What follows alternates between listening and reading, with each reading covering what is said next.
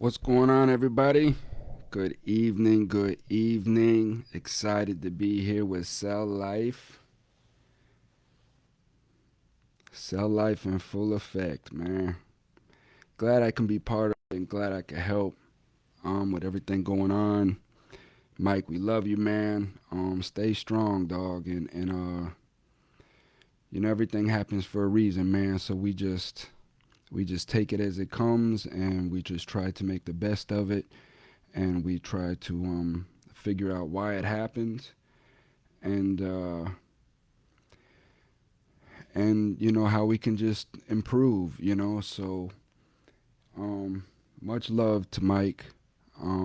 Mike is a very good dude, has a lot of demons, a lot of issues that uh has to be worked through, and no matter what the trials and tribulations are, if you're a true friend and you truly understand, then you know that when you get into the thick of things with people that they need you all the way through. So I'm here to help out Cell Life any way that I can, and bring my message. Thomas free me, and a little bit about what I do, and some of you guys are long-standing fans, probably already know me. If you don't, I'm Thomas Free Me. I host the Free Me TV, Free Me podcast show. I deal with mental health. I deal with incarceration. I deal with just daily decisions that we make every day that puts us in the predicaments that we're in. So it's just all of us figuring it out and coming together and supporting one another, because at the end of the day, it's all about unity. It's all about Americans. It's all about all our brothers and sisters that are coming back into the communities that need our help. So tonight's episode, what I'm going to talk about is survival mode, right? And that's something that guys like Mike and I, we live in. We've lived in our whole lives. We've been part of it, and ever since we were young, we were just always grabbing for what we can in the moment, just trying to get through the day, the week, whatever it was. So I think a lot of us will find that we live in survival mode a lot. And so I Google what is survival mode. And what comes up is survival mode is an adaptive response of the human body to help us survive danger and stress. But put succinctly, survival mode involves adaptive physiological changes in our body that help us respond to the stressors that we are faced with. What is body survival mode? Survival mode means that there's no long term or medium term plan. It's all about getting through the next 24 hours. The end of the week feels like a long way off. When you're stuck in survival mode, you feel like you're never going to dig yourself out of a hole. Now, these are some of the truest things, right? And just reading this alone, it's just, yeah. I mean, that's my life. I'm sure that's Mike's life. I'm sure that's a lot of our lives that end up incarcerated and dealing with the things that we deal with. Is is knowing that is knowing that we is knowing that we go through these times and that we are constantly trying to uh, look out for ourselves. If you think of, if you've ever raised dogs and you see dogs and you see there's always a runt of the pack, and the runt of the pack is usually going to be the most aggressive, the most sought out for fighting, things of that nature, because he's the one that's always had to, quote unquote, live in survival mode. He was the smallest. He always had to fight to get in for the milk, fight to get in for the food, and it was always just whatever he could get in that moment, because a lot of times if he got more than what he could chew up in that moment, the other dogs will come and take it from him. So it's just getting the small little pieces that he can to survive. and it makes them aggressive. It makes them mean. And in a lot of ways, that's kind of us in life. We we don't come from stable environments. We come from broken homes, single homes, things of that nature. Our parents are in survival mode themselves, and they're just trying to do what they can for their lives, and we're just left for the scraps to try to figure it out on our own and try to survive. And we rely on that, right? This is what's kept me alive all of these years. So it's very hard for me to get out of that. When they talk about there's no long-term planning, I mean that's exactly it. I don't plan goals. I don't set structures or things like that. It's like I'm just dealing with what's in front of me right now, and I'll worry about tomorrow. You know what I mean? Friday, Saturday. It's like I'm not even I'm not even thinking about what comes Friday or Saturday. I have tomorrow. You know what I mean? So 8 signs that you live in survival mode. So when you're in survival mode, you're just trying to get through the day. Survival mode means there's no long term or medium term plan. It's all about getting through the next 24 hours. The end of the week feels a long way off. When you're stuck in survival mode, you feel like you're never going to dig yourself out of a hole. You barely have resources to answer the phone, return calls, and meet urgent deadlines. In fact, you spend a lot of your time trying to extend those deadlines or coming up with excuses for having missed them. All true enough. This is all very true stuff. How to determine whether you're in survival mode. Here are 8 signs of survival mode. 1. Everything is urgent. The deadline is now. Your back is up against the wall. I feel like this a tremendous amount of times. You know that like everything is due now. Bills are due now. I have to go get a job now. I have to. Everything is in the moment. I don't have time to sit and plan because I don't have the resources to have my bills paid for the next month, 2 months. I have no savings, you know. So it's but we need gas, we need food, we need cell phone, we need all of this stuff to get around. All of this stuff costs money, so it's this constant pressure of us having to have these things and pay for them, and yet no way to even pay for them. Number 2, meetings, calls, and other appointments are constantly canceled and rescheduled. Again, because there's no proper planning, no schedule. Trying to schedule an appointment is chaotic for us.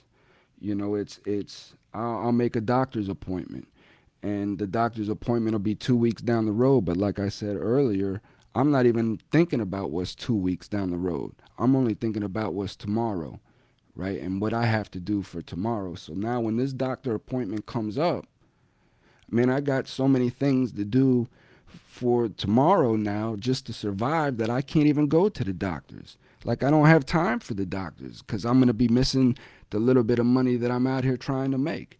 That's going to keep me on going into tomorrow. So a lot of times I won't even call the doctor and reschedule.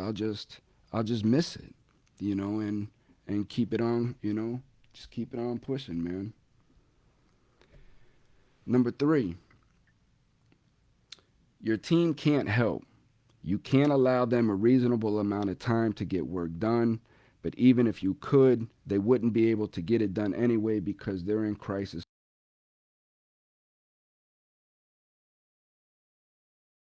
Here's leadership. Now, if you're working in survival mode and leadership, then everybody around you and beneath you is going to be in crisis mode as well. And again, if we're not recognizing this and adhering to it in some kind of way, then everything is just going to continue to be chaotic. It's going to be unorganized, it's going to be unstructured, and then eventually there's going to be so much pressure that builds up that something's going to crack. Which leads into number 4. The stress is overwhelming. Your sleep is disrupted. Your breathing feels odd. Your heart beats erratically, and you can't think straight. You will yourself to calm down, but it doesn't work. All of these is what we experience, you know. Trying to get people to understand what we're going through as inmates coming home is damn near impossible unless this person has experienced it in some sort of fashion themselves. It's like a Holocaust survivor trying to explain what they endured to somebody that has no perception of what that type of torture is. Somebody that has gone through slavery or anything of that nature, you just can't explain it to people. The constant need to defend for self, and that's what survival mode does. Is it puts us in these positions to manipulate people, to take advantage of people, to get over on people, and I know because I do that, and I have done that. And I came home and I started a toxic relationship in that same fashion because I'm constantly working in survival mode. And by me doing that, I'm drawing people into my life manipulatively, and I'm tearing people's lives apart, and I'm giving false hopes and expectations to these people. And I have to understand that I have to stop doing that because I know that I'm running life in survival mode, and I have no proper training or understanding on how to ease myself out of that and get into a structured type of life where I can trust that a scheduled life will work and that it'll keep me fed and that residuals will keep coming in. Because other than that, I only know what I know, and I only know what has kept me alive and kept me fed to a point to where I can function each day and hopefully try to bring myself up out of this. So, sign number 5, there's no joy. Your goal is to avoid having a terrible day. Having a great day isn't an option. Again, these are facts. Like, I don't even think about having a great day. Like, what is a great day? I mean, this is life. Life is serious. You know what I mean? I'm happy to be alive. I love who I am, right? Like, I wouldn't change anything about me. But joy,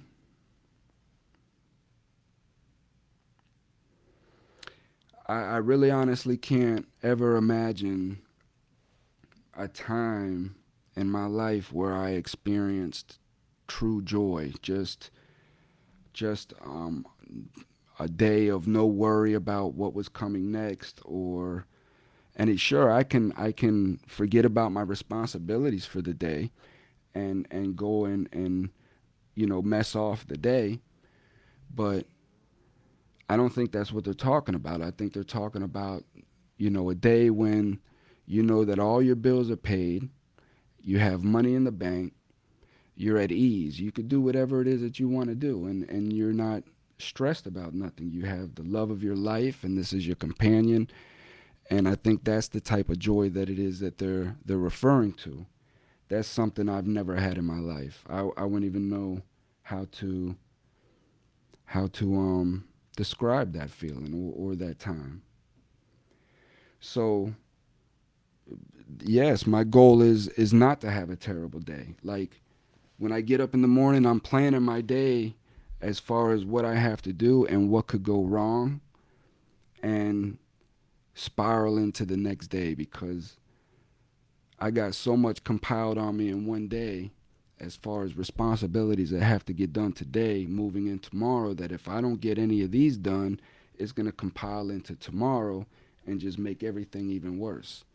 So it's, again, the pressure of not having a terrible day. Having a great day isn't an option. That's the truth. Sign number 6, everything is a reaction. You're never proactive. You react to clients, opposing counsel, and the court. You're never one step ahead. You bounce from response to response. Again, these are all this is me on a daily interaction, you know. Everything again is a reaction. I'm handling things as they come to me. Whatever problem comes to me, bam, I handle it. And this is what has made me so proficient in that. And understanding that as a trait in itself is that I can handle things as they come to me rather quickly. I can problem solve rather quickly. It's not a way that I like to live, because I would rather like to be proactive and handle things before they even come into a problem. But again, that takes planning and that takes scheduling, and that's just something that's not in our forte. Reacting to clients, opposing counsel, same thing. It's just as people come and bring us things, we react to them. Again, on my show, this is a big thing that I'm trying to bring awareness to the people about, is that we live in an emotional state. It's designed for us to be emotional from the moment we wake up to the moment we go to sleep. Every time we turn on the news, talk to loved ones anymore, or anything, there's just so much going on in the world. It's very easy to stay in an emotional state, which could easily slip us into a survival state. So it's very, very important that we pay attention to these things, and we just self-analyze and become self-aware and ask ourselves, am I emotional right now? Am I making a sound, critical judgment? You know, it's just being aware of the state of mind that we're in and how we're moving about. Sign number 7, it's all risky. You can't get the document filed a day early. You've got to collect this fee or miss payroll. You have to win this case. Everything matters way too much. There's no margin for error. And this is especially true for us returning citizens, because there is no margin for error. Every day I feel like I'm scrutinized on every one of my decisions. I feel like people expect me to make criminal decisions. People expect me to make the wrong decision at the wrong time, because I have a history of it. And I have to understand that people are going to have this perception, and it's my fault. I made the decisions that I made in my life to give these people that perception. And the only one that can change that perception is me. So I have to understand that this judgment is there, and I have to wear it on my shoulders for what it is. And I always have to keep that in the back of my mind. So like when this pressure is starting to build up, right? And I could feel like people are waiting on me to mess up, or that this is a certain spot or a subject that I'm known for messing up in, and I have to keep that in the back of my head. So I tell myself, like, no, this is where I slip. I know this is where I slip. People are waiting for me to slip right here, and I'm not going to slip. I'm going to make sure that my feet are solid on ground and that I don't slip. So again, it's just awareness of that, and just keeping ourselves in check, you know. Sign number 8. You can't take the time for excellence. All work is good enough. There's little going out the door of which you can be proud. This isn't what you wanted for your career or your reputation. Again, these are things that are true. You know, same with my podcast. A lot of times I'm feeling like I'm rushed to put episodes out, and they're not to my liking. They're not to how I wish that they were. And then I'll watch them, and then I'll, tell myself like, dang, man, I wish I would have done something different there. 8 signs. These are 8 signs of living in survival mode. And sad to say, I fit all 8 of them. But I knew this, you know, and it's just for me, it's trying to understand how to get out in a way that I could trust. I don't trust anybody, and that's a lot of the issue. You know, I feel like people are gonna leave me, people are gonna abandon me. This is all that's happened through my life. So when I run across individuals that I feel can benefit me or help me in those instances, I do become manipulative, and I don't like it because I know that I'm hurting people, and that's not my intention. My intention is not to hurt people. My intention is not to use people. I've never been somebody that lived off other people or used other people. I've always been self-sufficient in that manner, but I have manipulated people to get what I needed to get done. Um, so I guess you could say that I've used people. You know, I guess I guess again that's me just trying to soften the blow, you know, and to butter myself up, I guess, you know. But the fact is that this is what we do. I don't mean no harm by it, you know. I don't, like I say, I don't want to hurt people, but it's just about surviving.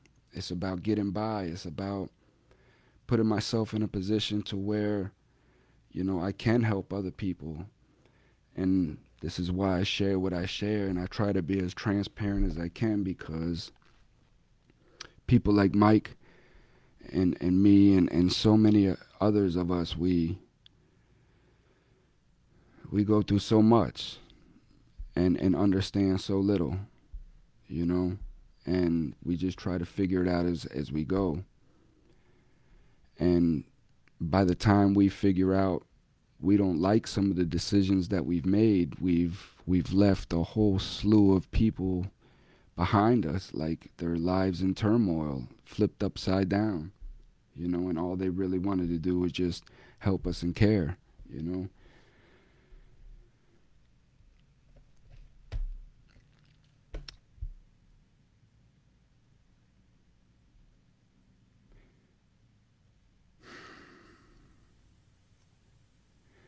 You know, when I watch Mike shows, I see a guy who who really needs some help and who really needs some love, but most of all what Mike needs is trust. Um and I don't I think Mike is a long way away from that. I think Mike is a long way away from learning how to really trust people enough to get out of survival mode. Um, I know that I can trust people. I just haven't found the one to really understand me and the the type of character that I am, to allow that trust to come into fruition enough to where I'm not using people or manipulating situations for my betterment. Um,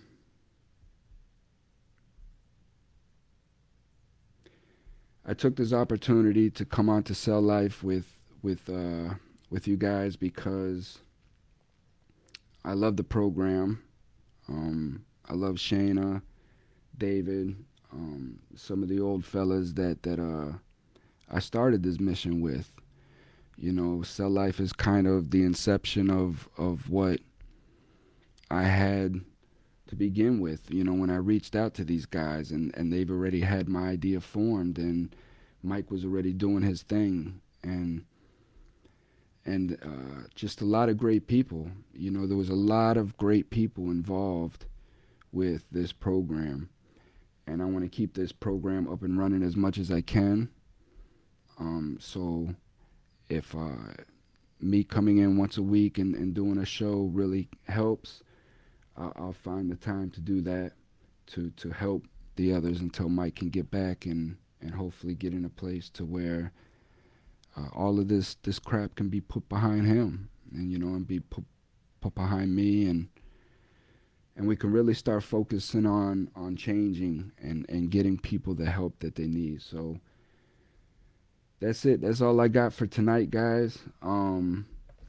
If you want to go back and finish the article, because it does give you tips on how to get out of survival. I just wanted to give the 8 signs, because everybody's different, and if your majority of those signs, and you know that you're living in a survival mode aspect, just stop and just take some time, and don't get overwhelmed, and just start making small little decisions and making little plans, and just finding out about yourself. Learn about yourself, and let's all just try to change our lives. So that's all I got, man. I wish everybody the best. As you guys know, maybe not, but I've caught COVID, so I'm dealing with that. I'm okay now. I'm healing. I've uh I've set up my laptop so it's 3 feet away. So hopefully you guys have been 3 feet away from your monitor, so I don't get none of y'all sick, man.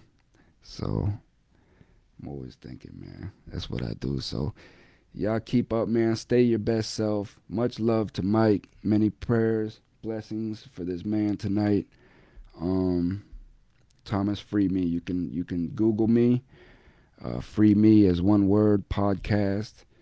And you'll see all my platforms. You can go to my YouTube station and see more of my content there. Until next week, y'all be safe, be blessed, man, and know that I do love you guys, and we're all in this together, man. Unity for one, all for one love.